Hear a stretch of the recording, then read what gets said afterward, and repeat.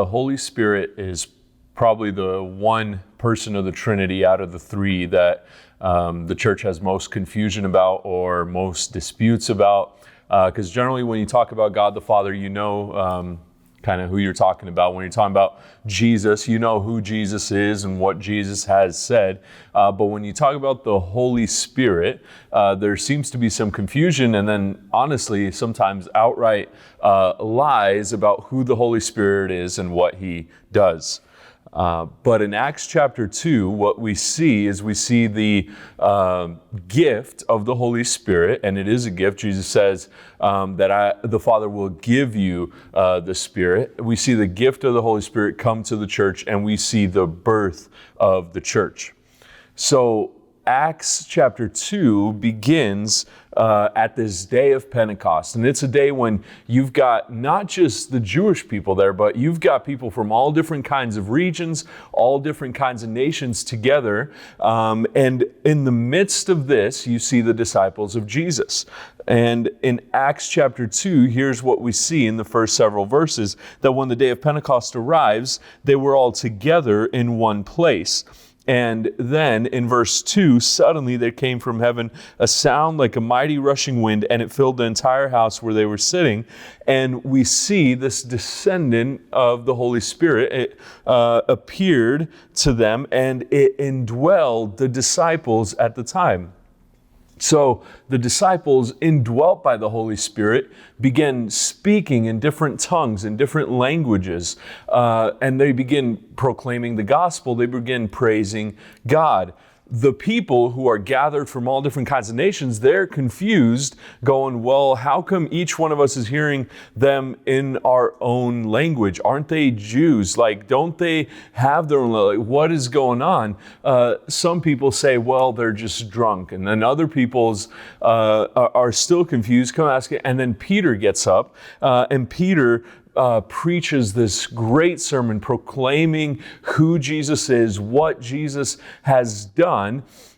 And the interesting part is these disciples who were just a couple of days ago, honestly up until this point, were hiding for fear of the Jews, for fear of the authorities, for fear of being arrested, persecuted.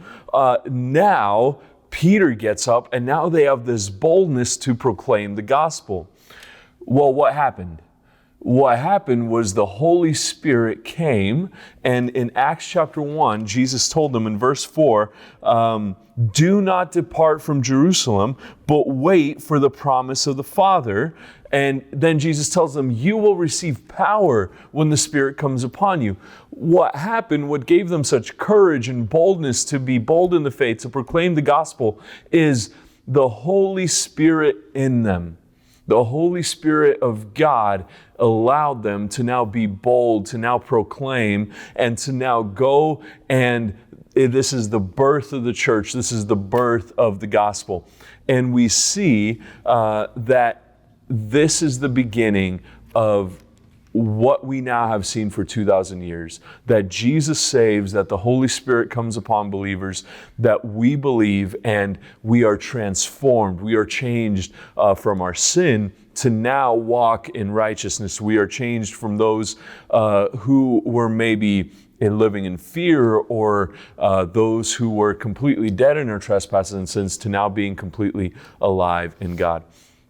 And so the question that we have, and the thing that we need to look at, is what does the Holy Spirit do first and foremost? And I think that's a good thing to discuss for us, because there's several things. Like if you read John 14, and I would just recommend you to do this, read John 14, read John 16, and look at what does Jesus say that the Holy Spirit is going to do. And then begin to discuss, how do you see that in the lives of the apostles? And another thing, and this is maybe just a hint, what we see in Acts is that the Holy Spirit united the disciples. And that was one of the primary things. And in Ephesians, if you remember, we covered in Ephesians 4, verse 4, there is one body, there is one Spirit, just as you were called into one hope, into one faith.